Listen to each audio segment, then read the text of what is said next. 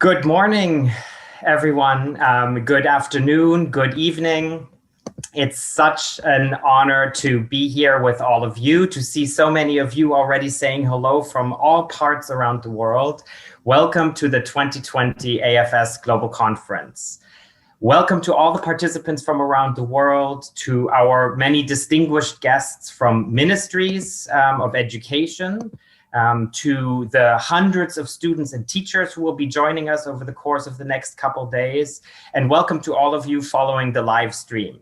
It's a real honor to partner with OECD on this event, so thank you so much, Andreas Schleicher, for being with us. And I'm joining you today from my home in Brooklyn, New York. The topic of this year's AFS Global Conference is really exceptionally important and urgent. It revolves around one key question, and that is, how can we best prepare young people to thrive in an interconnected world? And this is exactly what global competence is. So often this set of skills is referred to as soft skills, but there's nothing soft about those skills. And at AFS, we like to say that global skills are power skills. Global competence is necessary for each and every one of us in the 21st century. For many years, OECD has assessed reading, math, and science skills. And I'm so happy, Andreas, that you are now also including global competence in this assessment, because global competence will really shape our future as much as reading, math, and science does. And of course, we cannot have these conversations without reflecting on the ongoing pandemic and how it is impacting education worldwide. At the same time, we must not forget the equally urgent challenges that preceded the pandemic: the climate crisis, rising poverty, and many of the other inequities and oppressions that play out over racial lines and over geographic borders. But what all these challenges have in common is this: they can only be solved together. The only way we will be able to resolve our global challenges is through global collaboration across difference, through global collaboration across differences, through a willingness to shift our perspectives, through a deep commitment to use respect and empathy, and through a real appreciation of our interdependence. Because the reality is this: ultimately, we must thrive together or we will fail as one. And these are the values that are inherent to AFS. For over a century, AFS has been dedicated to empowering young people from all backgrounds through our international exchange programs, our education initiatives, through volunteerism, and through advocacy. And as is the case for all of you, the pandemic, of course, has added tremendous new barriers to what we do. And yet we firmly recommit to our values. The need for the AFS mission, the need for learning to live together, is greater than ever before. And not only that, we, like you, commit to innovating and experimenting in this time where creativity is desperately needed. As you see with this global conference, we are, of course, embracing virtual opportunities. We also created many more virtual exchange programs and online learning opportunities, like our Global U Adventurer program, as well as our Global Competence Certificate program for students, teachers, and professionals. From my perspective, most importantly, these new virtual educational opportunities also allow us to expand access to intercultural learning opportunities. And let me end with this. This is an exceptionally difficult time, but let's think of these challenges also as an opportunity to find new ways to create a more just and peaceful world. Thank you so much to our friends at OECD for partnering with us on this important launch. I know, or I can only imagine, that measuring and assessing global competence is not an easy task. You have worked on this for many, many months, but it is an essential task if we are really truly serious about preparing our young people to thrive together in an interconnected world. So it's now my pleasure to welcome Andreas Schleicher of the OECD to present the launch, the much anticipated launch of the PISA Global Competence Certificate. Over to you, Andreas. Thanks so much, Daniel, and thanks to you and your colleagues at AFS. Actually, not just for hosting our launch today, but for the work you do every day. At the OECD, we talk about global competencies, and we have now made it measurable and tangible. This is what today's report is about. But you live that every day, and you have done it for 100 years in every part of the world. And I think this is what really counts. So I very much count on you when it comes to putting the policy lessons from this report into practice throughout the world. I very much count on your active help and engagement with this. And with this, let me share my screen with you. I hope you can see that now. And I'm going to start with just the ideas that underpin this concept of global competency. PISA is an effort of over 80 countries. And you can imagine countries in different cultures, different contexts, different political systems. For them to agree on a concept of global competency has not been easy. And it's taking a long time, many years, to build this. And actually, but what countries agreed on were 4 components. Can young people examine local, global, intercultural issues from multiple perspectives? Can they see the world through different lenses, appreciate different ways of thinking, different ways of working? But it's not everything. Equally important is, can people understand and appreciate perspectives of others? Understand that we all have our own perspectives, that we need to put ourselves sometimes into perspective. And building on that, are people willing and able to engage in open and appropriate and effective interactions with people who are different from them? We're all born with, what Robert Putnam calls binding social capital. We are easy with our families, with our friends. But when it comes to interacting with people who are different from you, that takes, the conscious effort of bridging social capital. So this is what this measurement really is about. And then last but not least, to what extent are young people willing to put all of this into action? Are they ready? Are they willing to actually improve the living conditions in their own communities and in the world? And of course, that's very hard to measure. So what we do is we have assessed some of those aspects in a test, where we can actually build tasks, scenarios where students have to, solve problems. We can actually evaluate their answers. Some of the skills, now when it comes to the social dimension, it's also the attitudes. We surveyed young people through self-reports. And then very importantly, we collected a lot of really interesting data from school leaders, from teachers, from parents, so that we can put a whole picture together. Because building global competency is a whole of society effort. You're going to see that in the data. It requires really everybody's engagement. Here is a map of the countries that have taken part. It's not as big as the map that we usually have from PISA. Some countries choose not to build that assessment and put it into practice. But we have over sort of 56 countries on board, and that provides us with a quite interesting kind of overall perspective. Now, the first thing that people probably want to see is, how did people come out? How did countries come out on the test? And this is what you can see. You have a country like Singapore or Canada that are doing really, really well. Students are solving very complex issues. And the list may to some look, familiar to what they've seen in PISA. Students who are very good in accessing, managing, interpreting, reflecting on written texts. They are also sort of doing quite well often on global competency, but it's not everything. What's so interesting, you take a country like Canada that does well on PISA in general, but they did even better than predicted on this assessment of global competency. Because most of the Canadian provinces have a curriculum that is open to the world. They have learning experiences where young people interact with people from other cultures. So you can see a great PISA performer, but an even better performer on this global competency assessment. But what was even more encouraging is you take a country like Colombia, where many young people struggle with PISA. The mathematics, reading, science is still an emerging education system with a lot of challenges. But when it comes to global competency, students did a lot better than what we would have predicted from their reading, math, and science tests. Colombia has been a country that was torn by civil strife for many decades, and therefore put this at the heart of education, citizenship, civil competences, empathy. And you can see the education system bears the fruits out of this now. But you have also countries, you look at Korea that does very well on the PISA assessment in general, But on the global competency assessment, students struggle more, at least more than we would have predicted from the reading, math, and science assessment.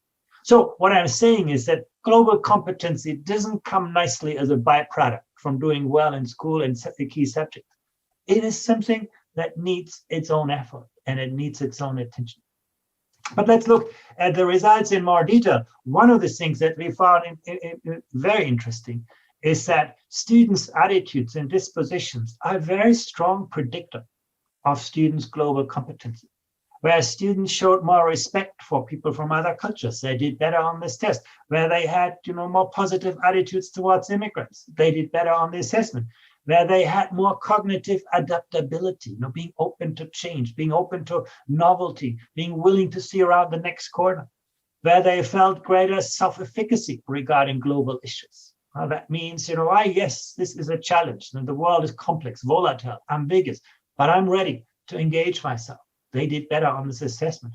Where they were more aware of global issues, they did better on this assessment. And actually, some people might say, well, is this not just a reflection on, context, gender, social background, and so on? And that explains a little bit of this. But even when you take that out, that's the gray diamond, the results are pretty much the same. So the outcomes are very much predicted to the attitudes of people. What the causal nature of this, that's another story. We cannot answer that question here, but there seems to be a strong interrelation between the openness of people to the world and how well they did on the assessment. So let's look at some of those attitudes in greater detail. Remember the first dimension, are students ready to examine local, global, and intercultural issues with a reflective mind, with a critical mind? First of all, their awareness of global issues. In most countries, most students were aware of issues around equality between men and women, migration, the movement of people, climate change, global warming, causes of poverty, international conflicts, perhaps a bit less, and then global health, pandemics. That was at the sort of lower end of the awareness kind of rating. Now, that happened before the corona pandemic, but it shows we didn't prepare our young people for this very new challenge. Now they are aware, they react to this. But in a way, wouldn't we want to prepare our young people for, challenges that they have not imagined before? Of course, those things vary a lot across countries. Now you can see a system like Hong Kong, China, where 80% of students, even in 2018, when we collected this data, were aware of public health issues such as the pandemic, whereas in Saudi Arabia, it's a minority of students. So there's a lot of variability on this, but overall, it's an area sort of that was at the lower end of that spectrum. What's also interesting is that girls generally have higher awareness of global issues, at least in most of the countries. On the right side, you can see actually sometimes the awareness is very high. Almost, in the order of half a standard deviation. So girls generally seem more outward looking, more open to the world, more aware of global issues. We also see that there is a big social gap. Now you can see students from more privileged backgrounds have probably a lot more opportunity to see the world around them and therefore to be aware of global challenges than students who come from more disadvantaged backgrounds. And that's something education will need to work on. The school is the first place where you meet the diversity of society, where you have an opportunity to engage with people who are different from you, where you can learn about the world. And what you can see here, probably we're not doing well enough in providing equitable opportunity that can compensate for social disadvantage. Now, there's virtually no country that escapes that trend. But you can also see on the right side, countries where that link is much stronger than for countries on the left side that seem to be doing a better job in providing equitable opportunities. So once again, it's an issue that probably we can address. Students with an immigrant background in many countries were more aware of global issues, probably through their personal experiences or the experiences of their parents. They have seen a bigger part of the world struggle maybe through that, and you can see it plays out in greater awareness of global issues. Now, this is students don't just learn in school. Parents play a very, very important role, and that is particularly true when we talk the awareness of students. One of the things that we could see here is that basically parents were aware of global issues, we asked them the same questions as we asked to the students, you could say students were a lot more aware of those issues as well. And that is true in every country for which we have this data from parents. Isn't that interesting? That actually, even at the age of 15, if your parents are aware, there's a lot going on in the family context that transmits that awareness to young people. So that's something, and again, this is true even after discounting for social background. Let's move to a more challenging issue. It's not just, being aware as a first step, but you also need to have the confidence that you can actually address, global issues. For example, we ask students, are you comfortable with discussing the different reasons why people become refugees? And actually, you could see around the OECD, that's almost 80%. That's quite good. Explain why some countries suffer more from global change than others. Again, you have a fair, good large majority of students who feel, yeah, I think I can do that. Discuss the consequences of economic development on the environment. Establish a connection between prices of textiles and working conditions in the countries of production. That's where you get below 60%.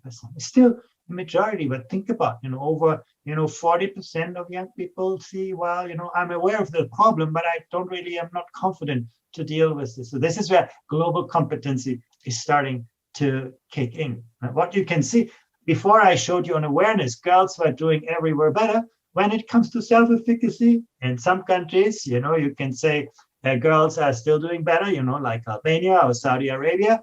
But in others, like in Scotland, you can see it goes the other way around. So it's sort of more mixed, the picture.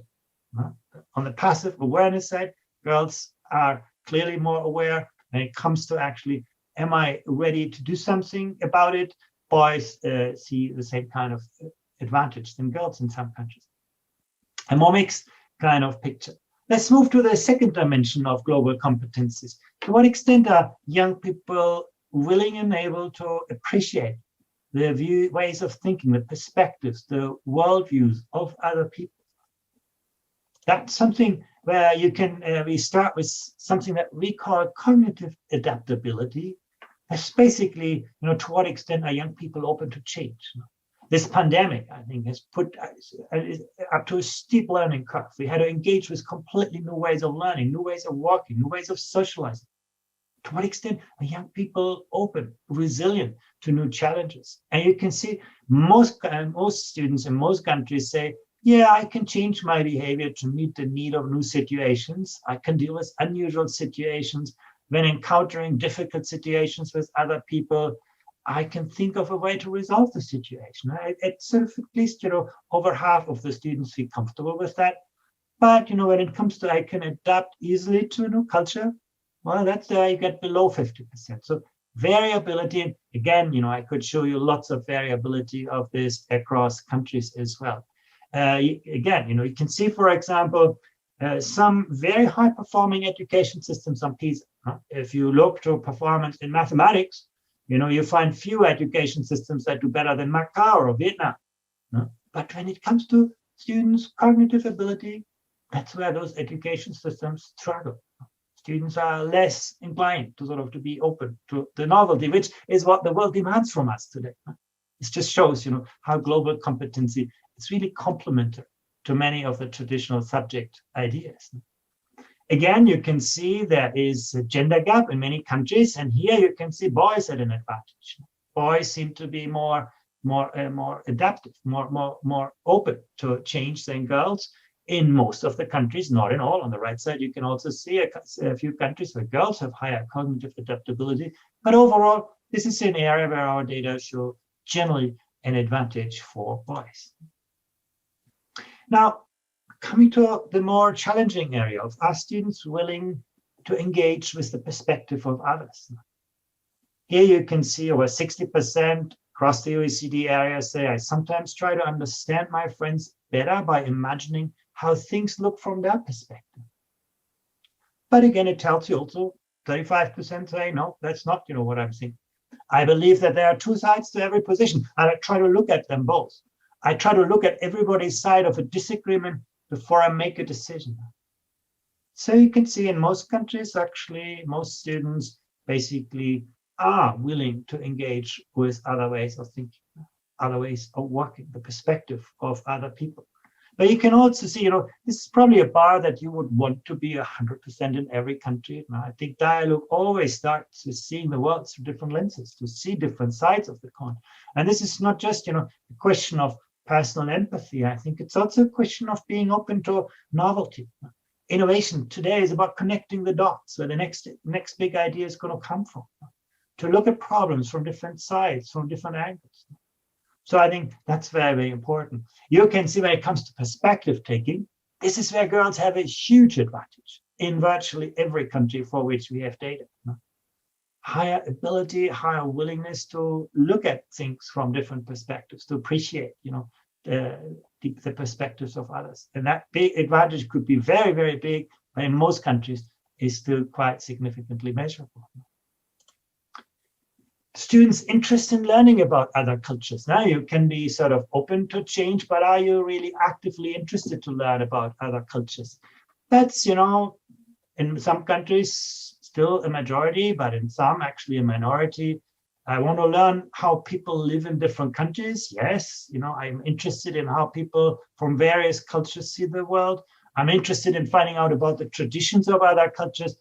I want to learn about the religions of the world. This is just 40%. The majority saying that's not so important for me.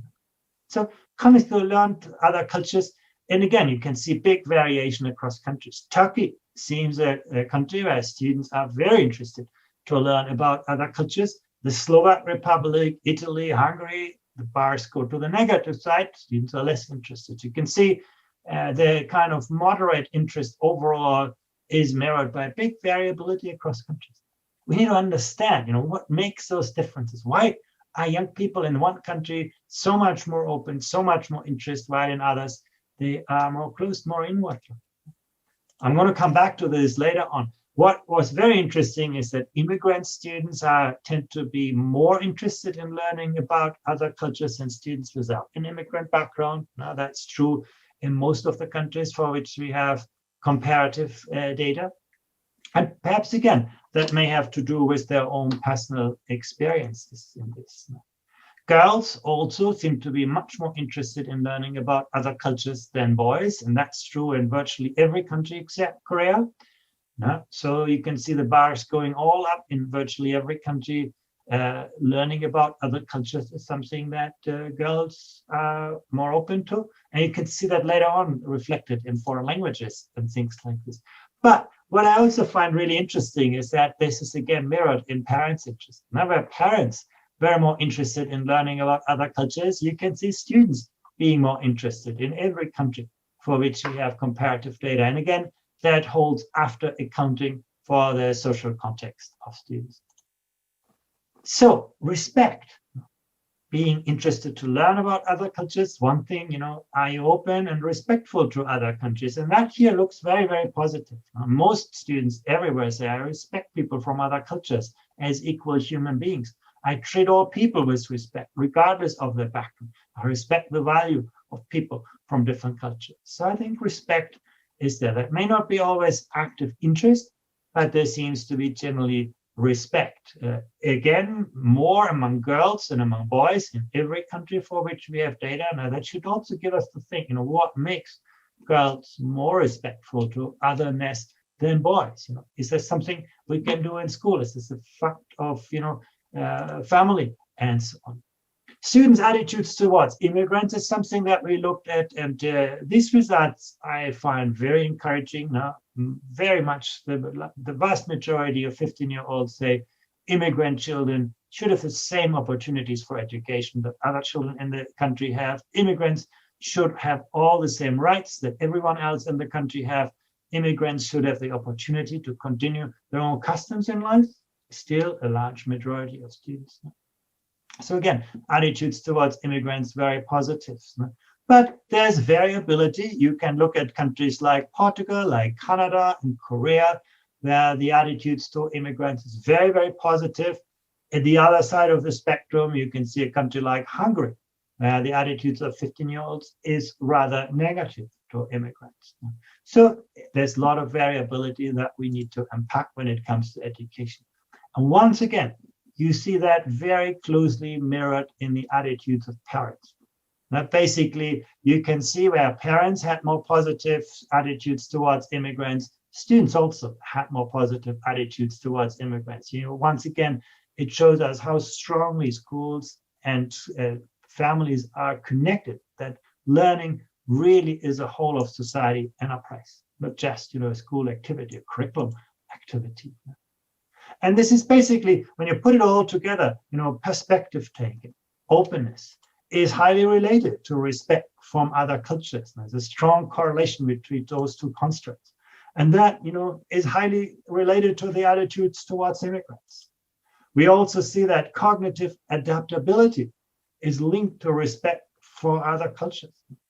If I'm more open to change, more willing to embrace change, I seem to be more respectful to people with other kind of traditions, other ways of living. There's also a correlation between perspective taking and the interest in learning about other cultures. I found that really, really important, that your perspective taking seems also to be something that, is correlated with an active role of learning about other cultures. And then between the two, interest in learning about other cultures and respect for people from other cultures, seem to be correlated, connected, which shows, if we create a more enabling environment in school, maybe we create a more respectful society. And then last but not least, perspective taking and cognitive adaptability. It looks very complicated, I know, but it's important for us to understand those interrelationships if we want to design and implement effective policies. Let me come to the more active parts. To what extent are young people not just open to change, but able to engage in interactions across, cultures, across other ways of thinking? Here, our data show, first of all, the students' awareness of intercultural communication, very strong across countries. I listen carefully to what they say. If there's a problem with communication, I find ways around it. Gesturing, re-explaining, writing. I frequently check they're understanding each other correctly. I observe their reactions. The bars are all very, very long. What's interesting, however, again, big variation across countries. Students' awareness of international collaboration, communication, very strong in countries like Albania, Korea, and Singapore. A lot of work to be done in countries like Russia, the Slovak Republic, and Morocco, or Latvia, where those bars go more to the negative side. So again, the situation, the average always hides a lot of variability. It's also an area where girls have a clear advantage. That's, like on many of these dimensions, girls seem to be more open to the world, more ready to engage with other people, more aware of what are the most appropriate ways of interaction.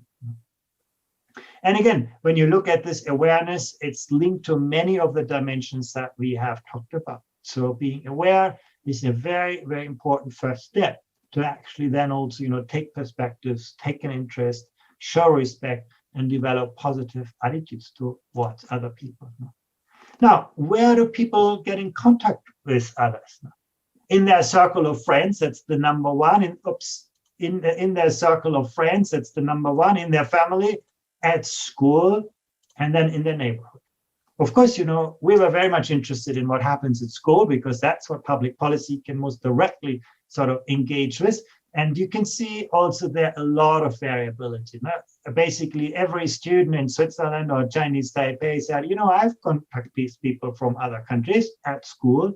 So schools are either because they have a very mixed population, or because they have lots of, curriculum activities to connect with, other people, other parts of the world. That's going to work very well. But you have also countries here like, Vietnam, Brazil, where that is still very rare. So contact with other people varies a lot across countries.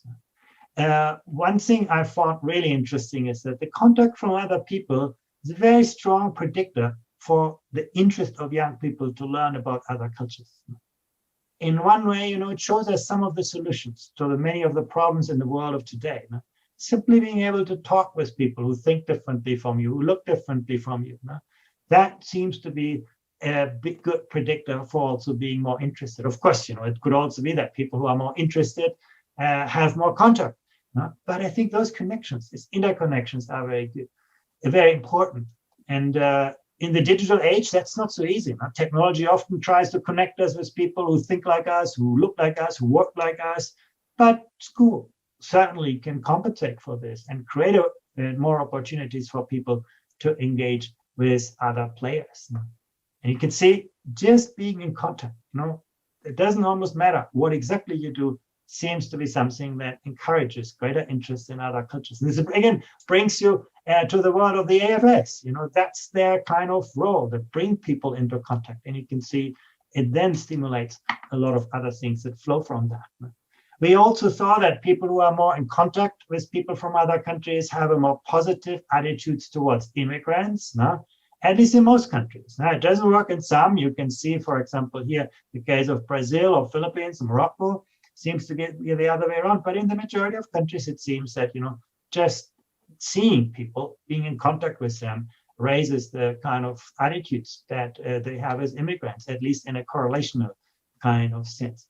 Let me briefly turn to foreign languages. That's something that was of special interest for us. Language is still the tools to which we can reach to people in other cultures. And so it's actually quite encouraging. You can see students speaking 2 or more languages in Latvia, in Hong Kong, in Singapore. That's, for more than 9 out of 10 people the case. Less so in countries like Korea and Mexico. And also here is pretty closely linked to what we see in their fathers and mothers.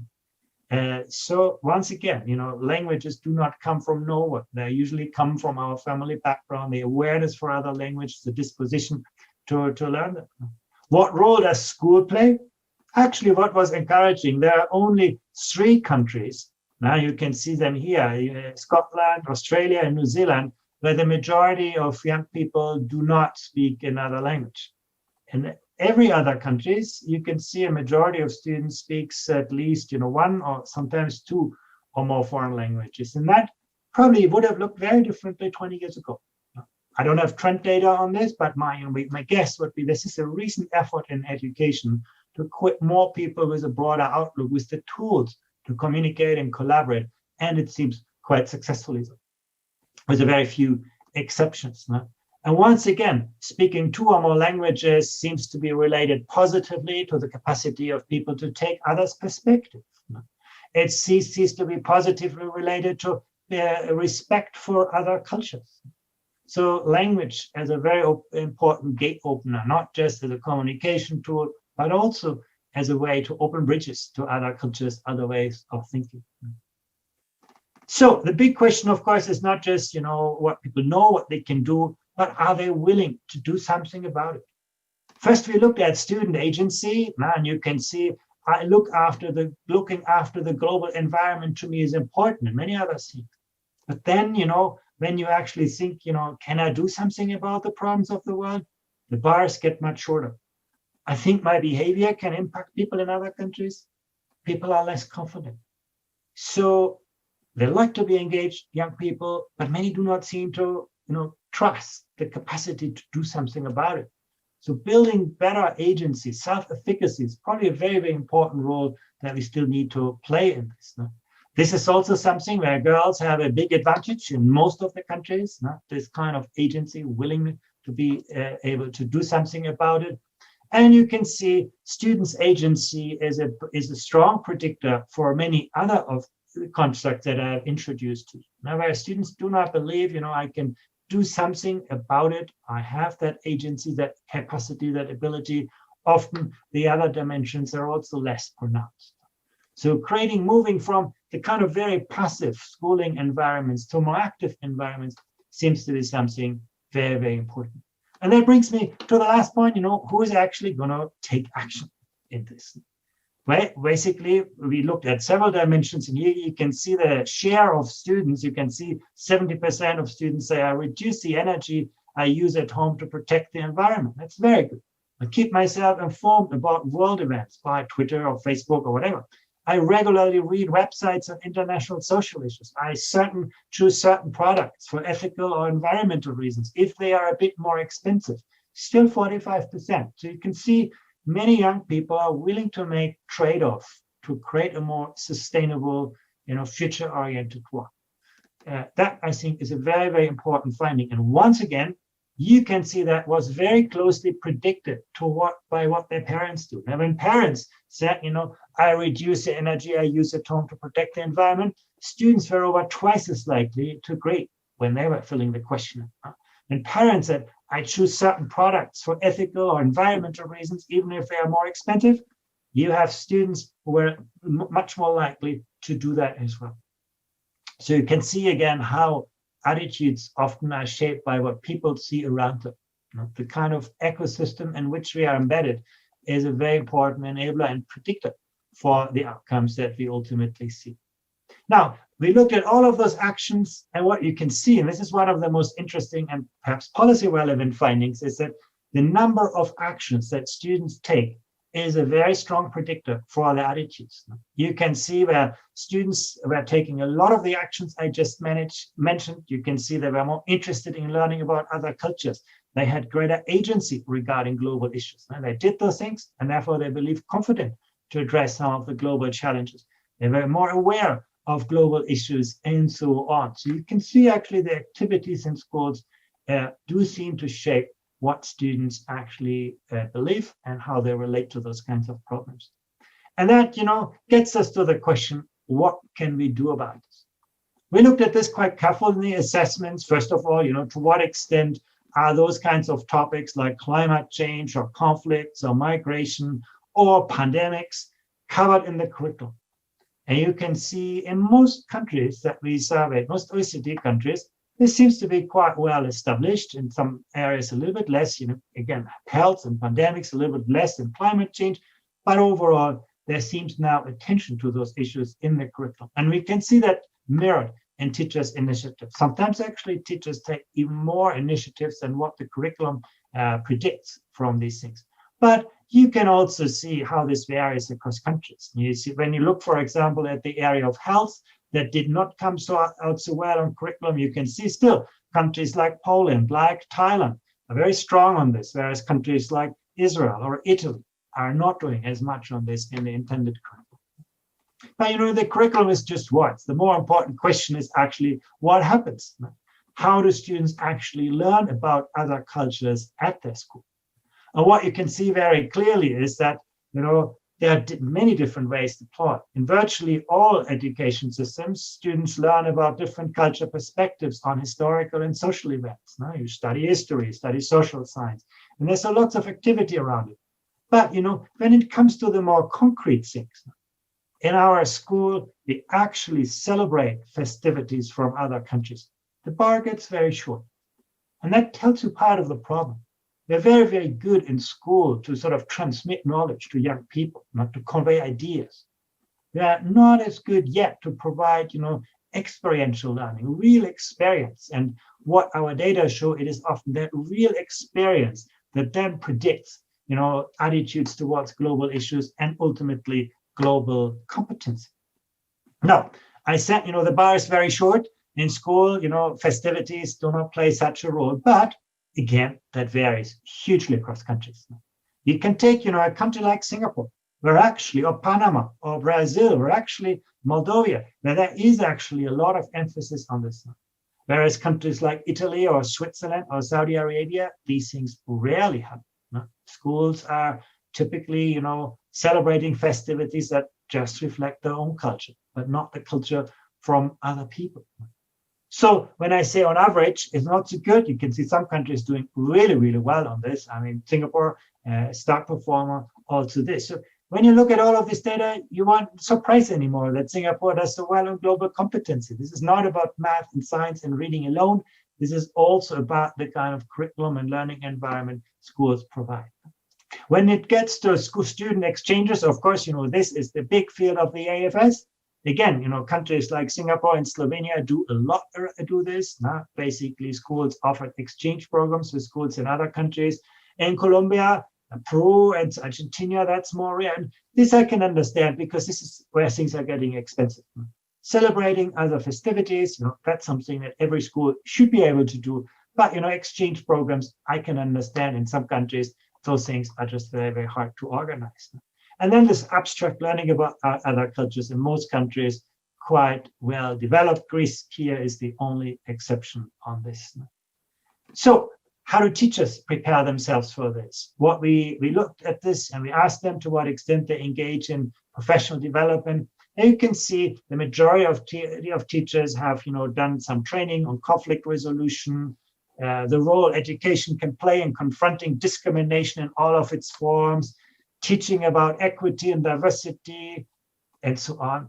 But when it comes to, for example, teaching in a multicultural or multilingual setting, actually training is getting less pronounced. Only about 30% of teachers say they have participated in some form of training on average across all of the countries that took part in this assessment. So you can see actually probably we need to do more to equip teachers better with the skills to develop global competency. And I'm saying this because we also see a great need among teachers for this.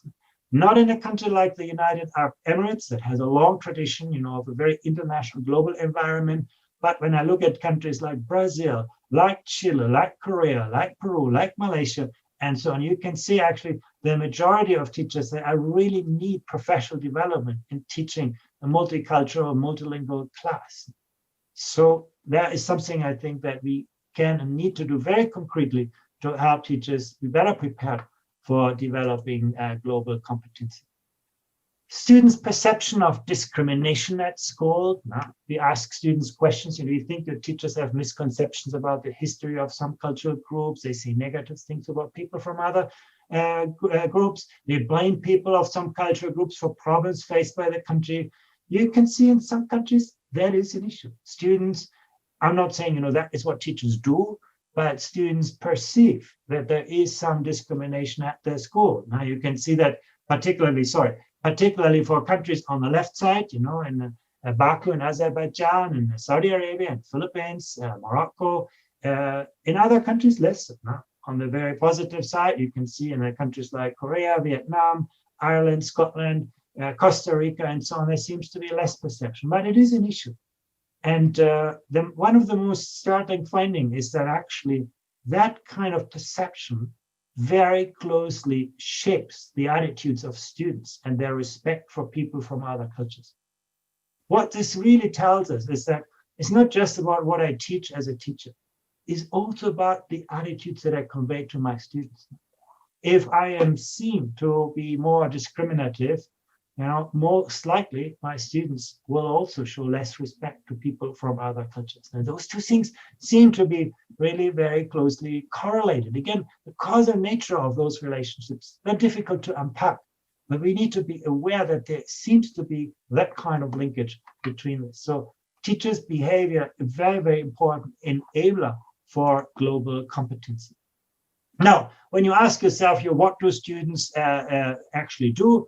You can see most students say, I learn about different cultures. Well, that's corresponding to what principals told us and teachers told us as well. I learn how to solve conflicts with other people in our classrooms. Good, I think over 60%. But again, when you get down the list, I participate in events celebrating cultural diversity throughout the school year. That's just the minority of students. So those are the kind of engagement in opportunities at school on the part of students. And again, big variation in the Philippines, in the Dominican Republic, in Singapore, Indonesia, Thailand, a lot of engagement. In other countries like Hungary, Slovenia, France, Scotland, and so on, less of an engagement. So once again, those kinds of things vary a lot across countries. Again, that's something that varies by social background. You can see in general, students from wealthier kind of contexts tended to do more in terms of activities than students from disadvantaged social backgrounds. But here comes an interesting paradox. Now you would think, well, that's obvious because they go to very fancy schools that are very good on intercultural collaboration and so on. But that's actually not true. When we actually studied that, we found that often disadvantaged schools do more of those kinds of activities than schools in rich and wealthy neighborhoods. Why? So why is it that disadvantaged students are not doing more of this? Because often in a disadvantaged school, it's again the wealthier kids who take better advantage of those kinds of opportunities. So it's sometimes not just a matter of how the school looks like, but how we incentivize, enable, and engage children from all backgrounds in those kinds of activities. There are great schools where still many children fall through the cracks when it comes to global competency. And once again, why is this important? Because we see that the number of learning activities relates very importantly to students' attitudes. Where students were more interested in learning about other cultures, you could see where students did more of those activities, they were more interested in learning about other cultures. They were more aware of global issues. They had a greater level of agency, greater cognitive ability, adaptability. So those factors, again, seem very, very related. Creating an open curriculum, an active learning environment, experiences with other cultures, other people, other ways of thinking, seems to be what is actually most predictive of students having positive outlook for themselves. So if I just take all of this away, what you can see clearly is that there are large gender gaps, and they can go both ways. Boys being more likely than girls to take activities where they're expected to express and discuss their views. Girls more likely to report activities that relate to intercultural understanding and communications. You can say boys or girls are better on global competency, but there are different aspects where they have different strengths. Teachers clearly play a very, very central role, not in terms of just how they deliver the curriculum, but also in their behavior. Remember that chart on discrimination. Discrimination perceived among students seems to be something that actually then relates to their own attitudes. I also could see students' engagement in a wider range of learning activities is positively associated with their own attitudes. Foreign languages play an important role, not just opening up new worlds, but also encouraging activities. Students who exhibited more positive intercultural attitudes were more likely to also take real action on this. And then, public policy can make a real difference here. Now, when you look at the schools and the education systems that are most successful in fostering global competencies, they offer a curriculum that values openness to the world. They provide a positive and inclusive learning environment. They give teachers, pathways to learn. They offer opportunities to relate to people from other cultures, sometimes through student exchanges, but as you could see, often through much simpler means, not just, opening up the school doors, opening up opportunities for students to actually see other parts of the world from out the school. And they have teachers who are really prepared for teaching global competency. Now, that's a snapshot of a report that provides a lot more really interesting data. But my time is up, and I'm going to stop here, and I look forward to discussing the questions in the next session. Thank you very much.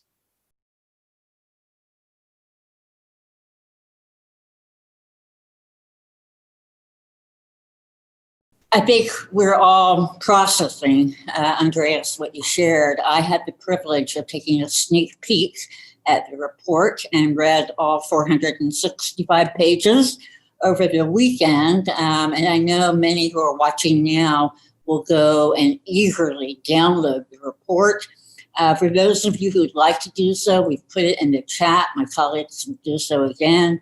But the report is available now. It's live on the OECD website in the PISA publications section. So the URL will be on your screen soon. Take a look at that and you'll have lots and lots to read through. But we have questions already piling up, Andreas. And I think maybe I want to start with clarifying questions. There are a few technical clarifying questions, and I know you're used to answering those. And then we have questions which I think are a little bit more substantive about the findings that you shared.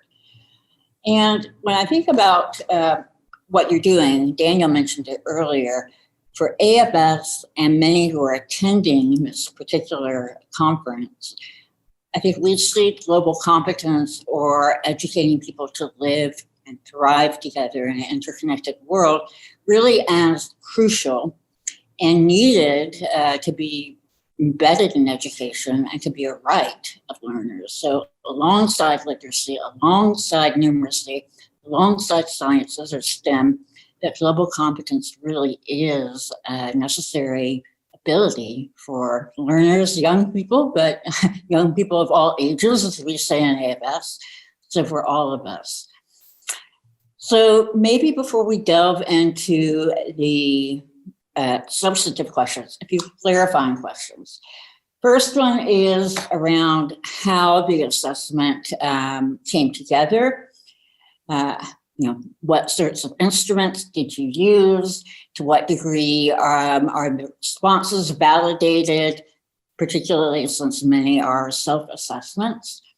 And also, which countries took part and which countries didn't take part? I know there are a lot of questions around that, and I know you've answered these questions many times, but maybe if you could do that one more time for us, that would be helpful. Yeah, how the assessment came together was very much along the lines that you spoke as well, that countries realize that to live in the world today, math, reading, and science are important foundations, but the capacity of people to work with people who are different from them, to appreciate different ways of thinking, being open to other cultures has become central, in school, at the workplace, in life, everywhere. Globalization has sort of come to the doorsteps of every person. The moment you switch on your television, you see the world. When you go in a supermarket, you're going to see the world, everything. And but it's mostly also about how do we relate to people who are different from us. So that was the motivation. Then how did we actually deliver it? We try to do as much as possible in a direct assessment so that we have objective data on the knowledge and skills of young people. So for example, when we assessed global understanding, global knowledge about the work, we did a kind of test, even when we tested the capacity of students to see the world through different lenses, appreciate different perspectives. Some of those aspects were also testable. We could give young people scenarios. We could give them real problems. They had to address and solve them. We could score that. We could then build kind of test data out of this. But in other areas, that proved to be more difficult. And many of those questions are not, about right and wrong. They require students to display their own attitudes. So there we work with self-assessments. Your question on how to validate self-assessments is a very important one. There are several things that we did. First of all, we never asked just a single question. Typically, we ask young people questions about the same issue from different angles and perspectives. And then we build a kind of scale and a construct so we could validate questions against each other. That's one very first step. Secondly, we surveyed not just students, we have also data from principals, we have data from teachers. So when principals say, yeah, we cover those things in the curriculum, we actually ask students, to what extent do you actually learn those things? And then we added those things up, and sort of that's another perspective on validation. So there were both substantive and methodological kind of steps taken. That's also why it took us so long to do this. Many people have waited for this for years. It's an effort that has been 6 years old, and we wanted to be really deliver a robust, reliable assessment. That's what PISA stands for, and that's why it's taken us, unfortunately, a lot longer than we had hoped for to get a methodologically robust assessment. Obviously, you can imagine in the process that had been questioned. There had been many issues, many technical issues. So we wanted to make sure that we address them properly. Well, and I think you've been very upfront about saying this is, in fact, very ambitious, very necessary, but very ambitious and somewhat experimental. So I will ask in a moment what you might change moving forward. But maybe going back again to a grounding question, of course, certain countries were noticeably absent from the results. Can you tell us a little bit about who opted in, who didn't opt in, and maybe some reasons why, although I'm sure they vary from economy to economy or country to country? Yeah, the reasons why every country that took part in PISA was invited and encouraged to take part in this. We do believe it's part of the core idea of PISA to assess those global competencies. The reason why countries choose not to take part vary a lot. Sometimes it might be a political reason. That's not, what we consider very important. Sometimes it might be the belief, well, it goes beyond the remit of schools in our country to ask those kinds of questions. Some countries were simply concerned, well, we have a lot on our plate with testing, reading, math, and science. You need enough. So these were kind of resource questions. the motivations really vary a lot, but some countries also say, well, I'm going to wait, I want to see whether this really works, let others pilot this. So the motivations are very hard to summarize. They sort of range from political up to methodological kind of considerations. But what is very interesting, now that the data is out, the results are out, there's a lot of countries who suddenly get extremely interested in this. So I'm pretty confident, when we started PISA, we started with a very small group of countries. In fact, the initial idea came out of 7 countries, and then it grew and grew and grew, and now it's over 80. So that's typically the past. There's some countries, the pioneers, they try out something and do this, and then others will, join as time goes by.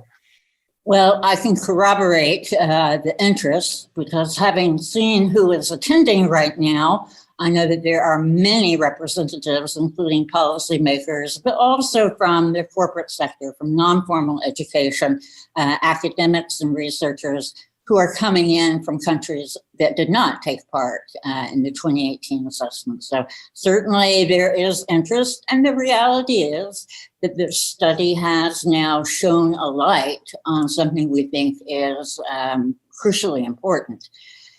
And, maybe we can't avoid, of course, not talking about the pandemic, but I feel like this is also an interesting time for these results to be on the table. Right now, many ministries and virtually many of us, right, parents at home, businesses, we're all grappling with the reality of the pandemic and how that has fundamentally altered everything we know about education. We now are educating from our homes. I think we appreciate how much, to your point earlier, that it is really an ecosystem. Education is not only our schools and teachers, but it is all of us. And I want to talk about that a bit more. But specifically, if we're looking at the pandemic and how that is wreaking havoc, if I can put it so dramatically, and how our education systems are running. And right now, many ministries are rightfully saying, gosh, I need to focus on the bare fundamentals right now, getting access, giving digital access so that learners continue to learn. But this also presents an opportunity to, as we say, build back better.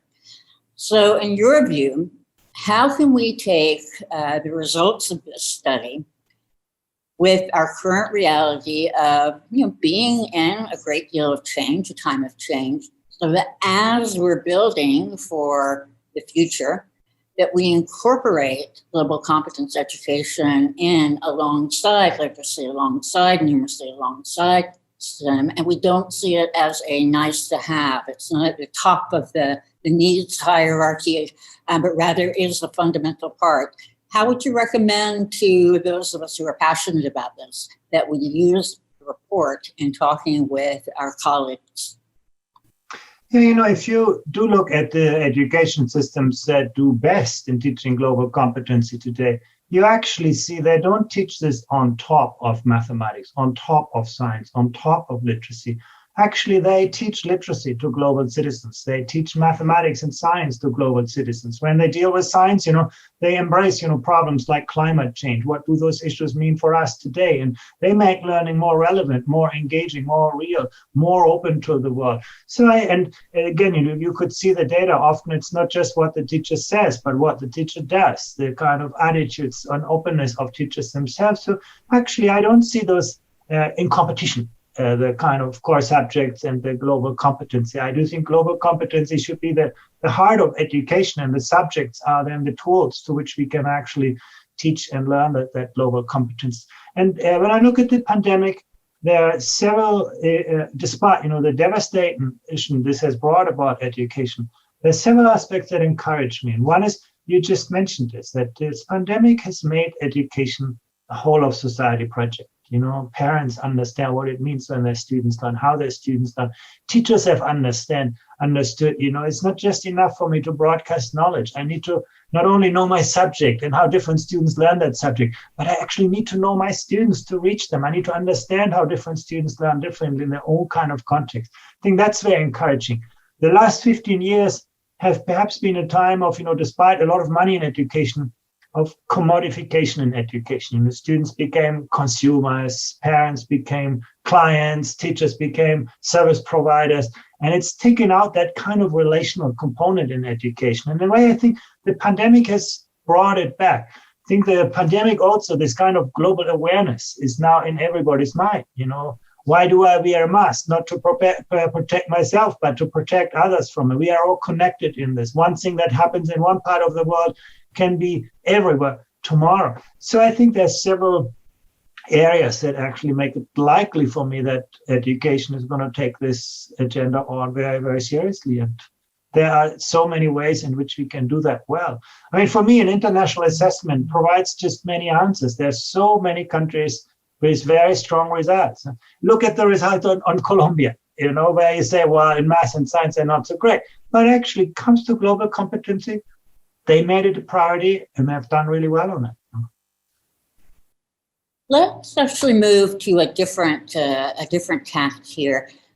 So you've been very clear, and the experts who've been working with the OECD and talking about what global competence is, or what it's constructed of, and why it's needed. So I think to live more harmoniously in multicultural societies, to function and thrive in a evolving labor market, and really to make any sort of meaningful and truly sustainable development towards the sustainable development goals. Those are all pretty straightforward, and I think most of us can readily see that. But what I find particularly interesting is this idea that global competence is needed also to help learners use media platforms effectively and responsibly. So to your point, again, about this being certainly something which is a school responsibility, but also a broader responsibility that we have. Again, share, if you would, a little bit more about what the findings might indicate, I think particularly around views concerning immigration and concerning desire to work and attitudes towards people of other cultures. What does this mean, perhaps, about the roles that not only schools have in teaching media literacy, but that media and big tech have in educating, whether directly or not, students? Yeah, I think, that's a very, very important question. And in a way, technology is a double-edged sword in this sense. Now, on the one hand, it's the window to the world. We have the possibility to collaborate, to connect, and with anyone. At the very same time, it's also putting us into these echo chambers. Now we are more likely to talk with people who think like us, who look like us, who work like us. That's the other side of the coin. And technology is just a great amplifier, a great accelerator. It accelerates good ideas and good practice, and the same, it accelerates bad ideas and bad practice. But what this really means for education is that we have to help people much better to navigate the ambiguity, to manage complexity, to find a way through this. And that's really, I think, the literacy of the 21st century. And in the past, you read a text, you can trust it to be true. Somebody else has carefully written it.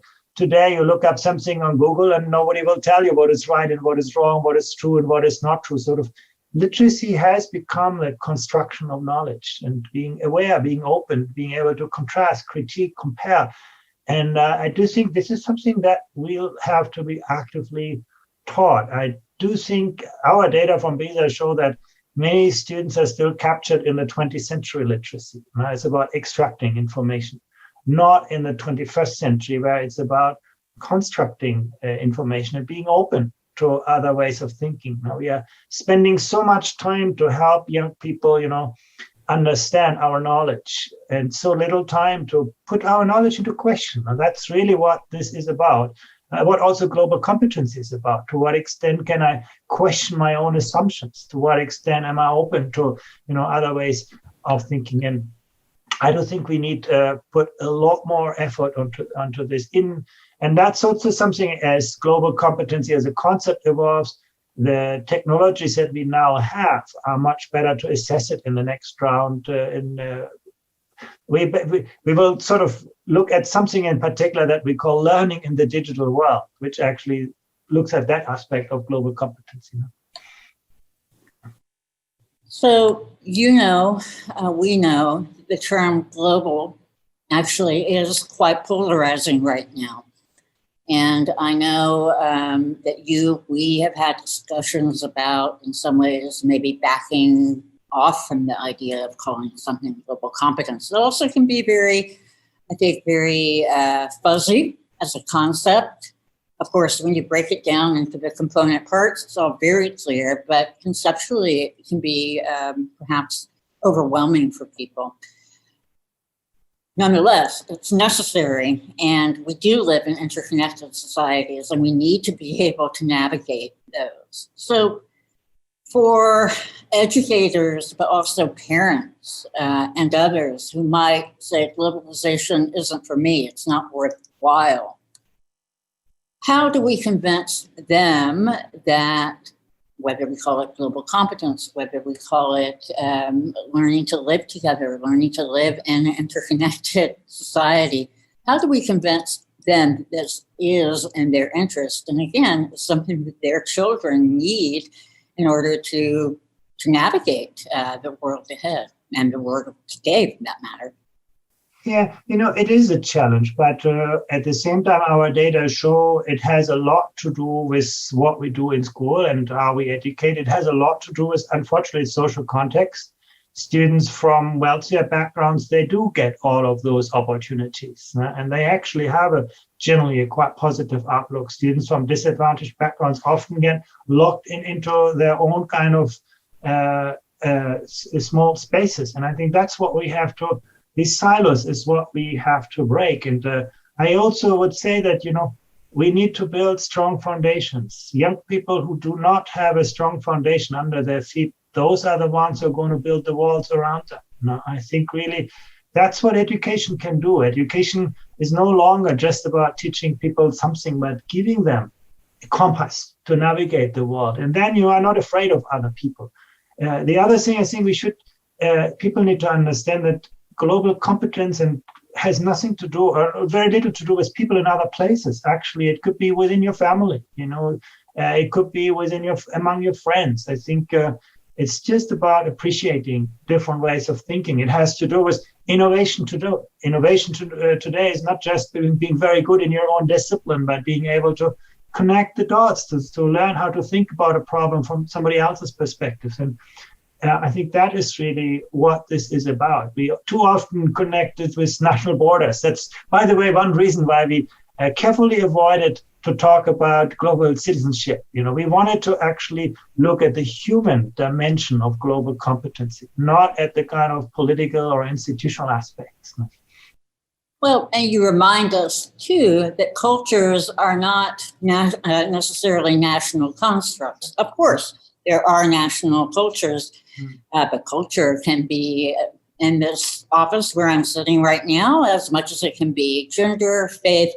So culture, of course, is a construct which applies in many, many different contexts.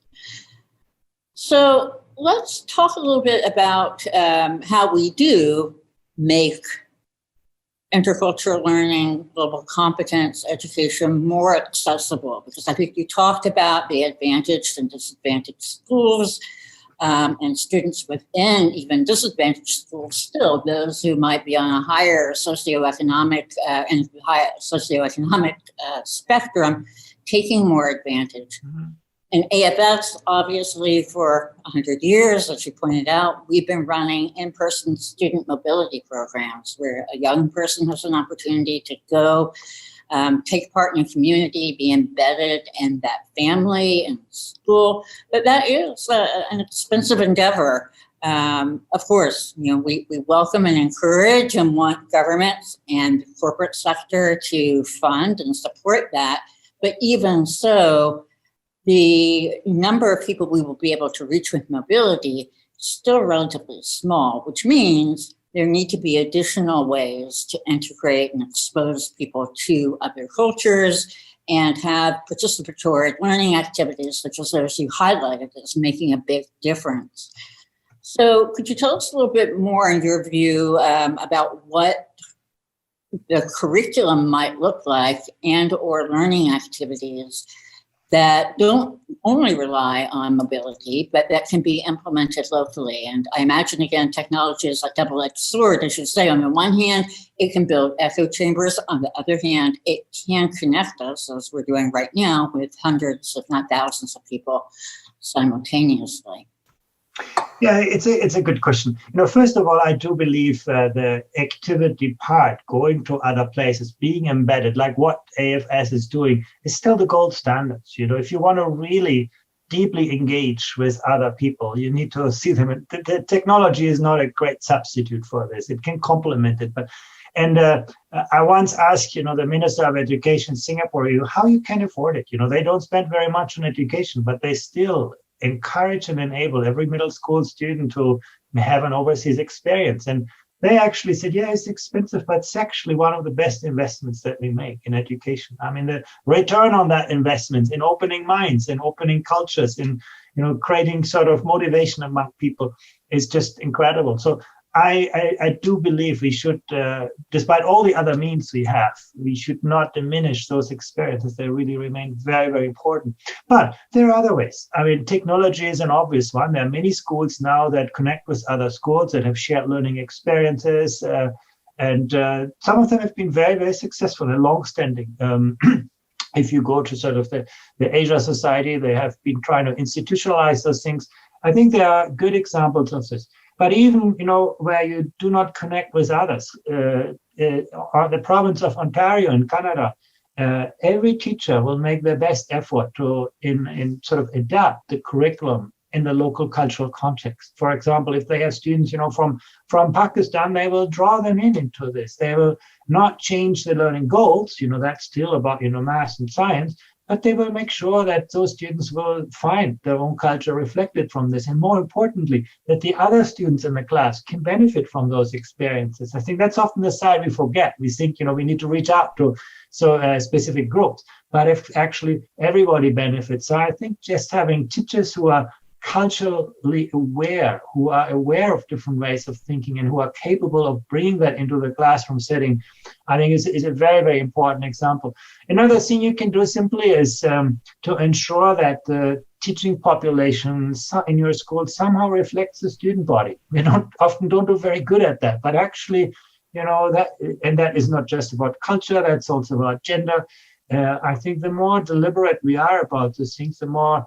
And then last but not least, schools are very good to keep students inside and the rest of the world outside. And the more we do actually to opening school doors, if you want to learn about other religions, it's probably not best, conveyed by a teacher, but you go to a kind of local community and speak with people and expose your students to this. And once again, I must say, Singapore is doing amazing things on that. The students are familiar with this. So actually, there are many resources and communities that schools can draw on to actually create a more open environment. Absolutely. And I know, again, in the case of AFS, it's not only the student who goes into a community, but it's that entire classroom and community who take advantage of the difference that student might bring into the community. And yes, I do want to point out too, that, again, we had planned to be in Singapore. We won't, or obviously are not there right now, but we will have representatives from the Ministry of Education of Singapore who will be in our concurrent sessions happening later today and tomorrow.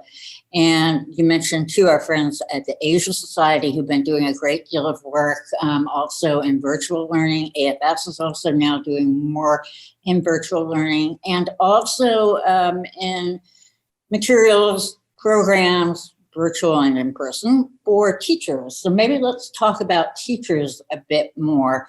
I was particularly struck by the findings that the teachers, it seems very obvious on the face of it, but that one can teach about diversity, but if one's attitudes towards diversity undermine what one is teaching, that what sticks with the learner is the attitude more so than the actual knowledge that might be imparted.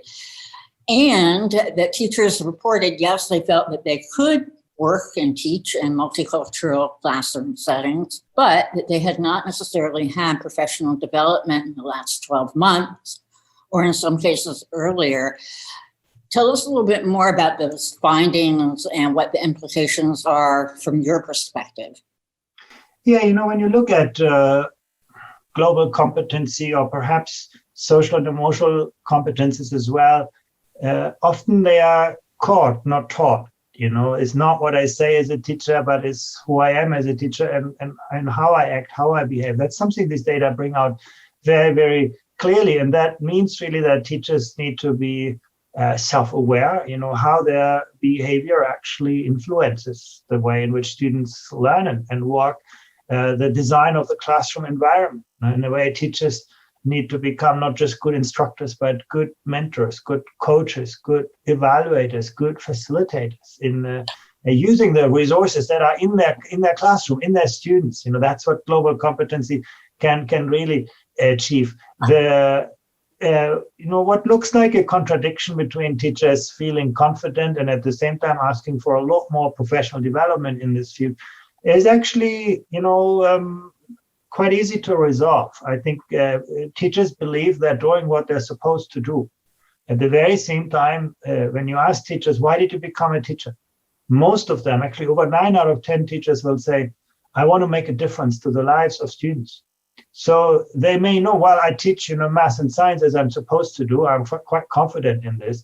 The moment you ask them, actually, do you need more development to do what you really are after as a teacher? Yes, they say so. And you could not have possibly learned as a teacher to address the challenges you meet today in the classroom. We didn't have the levels of diversity when most teachers went to teacher education. We didn't have the technologies that we have today. So school must be a place where not just students learn, but where everybody learns. And teachers, sort of this lifelong, life-wide learning for teachers is equally important. And by that, I don't mean sending teachers back to school themselves, to training courses. It's about creating an environment in schools where teachers have more time for other things than teaching, where they have time to engage with their colleagues, observe other colleagues' classrooms, engage in collaborative professional development.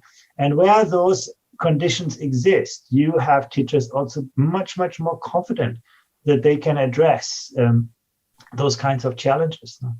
And I think that's something we have still a very industrial work organization in school, which is organized all around knowledge transmission. And I do think teachers need to become more creative designers of innovative learning environments. And I think that's what a modern education systems needs to enable. And they need to be able to draw on the parents, on the students as powerful resources for learning, and communities.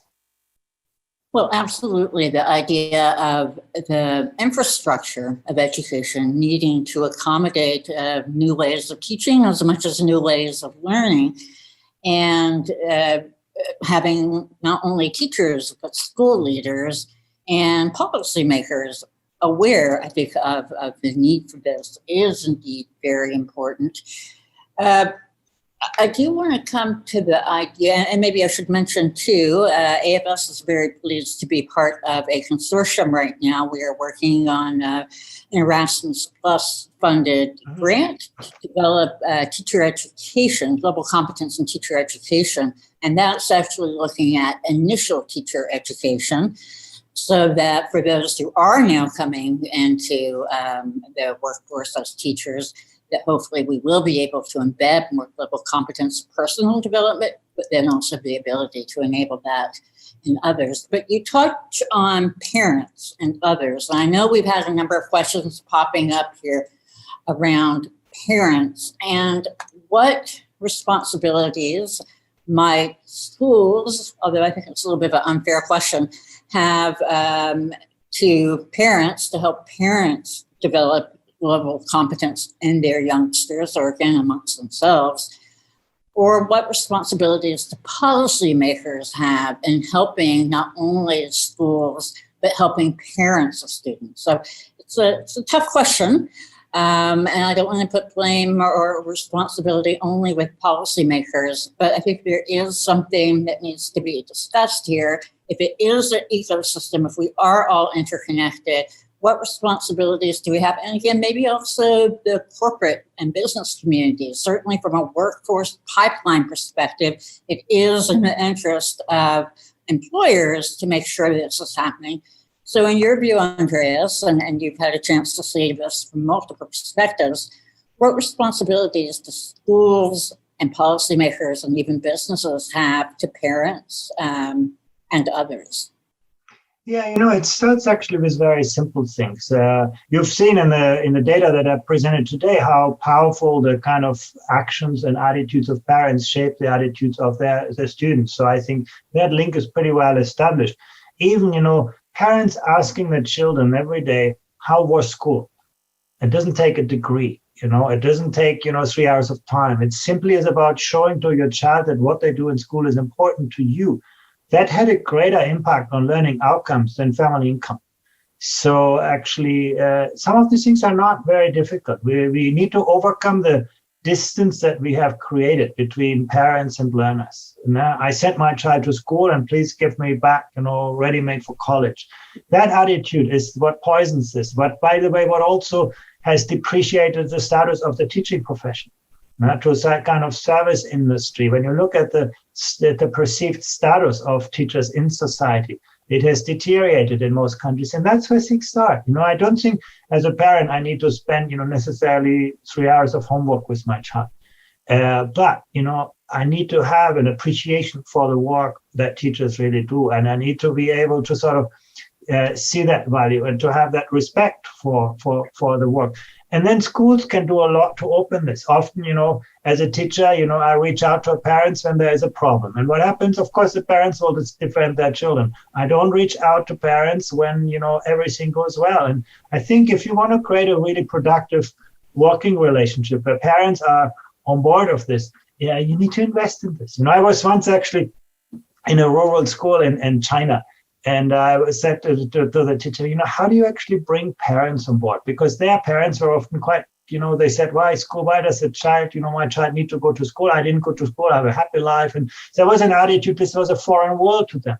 And the teacher told me, well, I try to call every parent twice per week. And then I said, wow, that's a huge workload and effort. And she said to me, yeah, I know, but I never thought about it like this. If I wouldn't do this, if I wouldn't have 50 parents helping me, I couldn't do my job.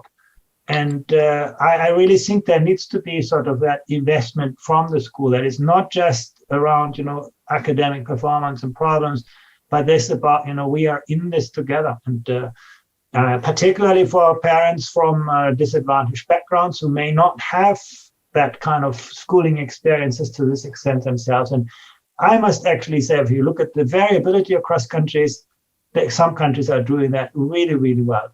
Why does everybody want to become a teacher in Finland or Estonia? Not because the profession is really well paid, but because it is such a high standing in society. And because parents and school and students, they all work on this together. Well, and I see we have one of our experts who, again, will be in the concurrent sessions who represents parents, saying it is indeed about having an equal seat at the table and taking part in the conversation alongside policymakers, schools, and others. But really, again, I think many of us are feeling in deeply personal ways what our educators, the value they impart by now having students in our homes, thanks to the pandemic, and really trying to take on the duties that so many of our teachers have been supporting. So our time is limited, but I know we have questions particularly about the future. So a couple of questions for you at once, and then I'll let you decide how you want to address them. First of all, there is a question about the instruments and tools, which I believe are actually available on your website. And I have some researchers here wanting to know how, if and how they might be able to use them. But also we have people who would like to know what you might make in terms of changes to future assessments and whether or not global competence will be incorporated into future editions of PISA. I know it was intended initially to be a one-time assessment, but of course, I think we've established it's not a one-time educational priority. So can you tell us a little bit more about what you have in mind, what might change, and then what people can use now if they don't want to wait for future editions of PISA, but they can start examining this locally? Yeah, on the first part of the question, we're actually delighted if others are interested in using the questionnaire instruments, and we'll be happy to collaborate. Actually, I think my colleague Miyako Akeda is on this call. She's the mastermind of all of those processes, and this is something that we would not only accept, but actively promote, because this is where the value of this work will come from. About the changes to the instruments. Global competence is something that certainly we would like to see coming back to PISA, but probably in an evolved form. When we made our first assessment of problem solving, that was in 2003. It was a start. And then it took us actually some years to develop new ideas, new concepts around this. We brought it back to PISA. And then in 2015, it became collaborative problem solving, social. That's the way how things evolve in PISA. So you're probably not going to see exactly the same instrument. So we may not be able to measure trends in that, which is a pity, but we want to have that evolve. And as I said, we want to make better use of the digital kind of instruments that we currently have. We can give students much more kind of scenario-based tasks where students can engage in open-ended tasks. This is very important for this field of global competency. You cannot ask those questions in multiple choice formats when you do a test. Now you need to give students real problems where they have to look at this from different angles, different sides, maybe also engage a social component like in collaborative problem solving or bringing people together. We need to advance that work, and then when the time is right, bring it back to PISA. What I believe is most important, and I count on the help of AFS and many of the actors here to keep that idea central to PISA. Again, there is a polarization among countries. Some countries says, well, schooling is just about reading math and science. Actually, particularly in the English-speaking world, I must say, that is becoming perhaps a very vocal part. And others say, well, the future is about how do we complement the artificial intelligence with the cognitive, the social, and the emotional attributes that make us different from technology.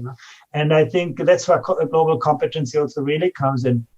So I think that's for me the most important part, that this is kept as a kind of core pillar of the architecture of PISA. And then how the instruments will evolve, we'll have to work all on this together. And I must say the big advantage of PISA is it brings together really the world's best expertise in assessment. And that is, I think, the biggest asset of the project, that it has, so many countries taking part in this development. So I'm very confident that we're going to come up with something very good in the future. Well, I can't thank you enough, Andreas. I think this has been very insightful. I know that there are more questions we aren't able to answer just now, but we are capturing those, and perhaps we'll be able to touch base with you and your colleagues at the OECD to get even more responses down the road and share those. But again, I'd like to thank you. I think that the work you do, and even if it's viewed as controversial at times, and shining a light on this. And ultimately, as Daniel said earlier, we're in it together. So either we thrive together or we fail together. So in that sense, global competence is in the interest of every state, of every economy. And we do well to remember that. Thank you so much. It's been a pleasure. Thank you, Andreas. Thank you.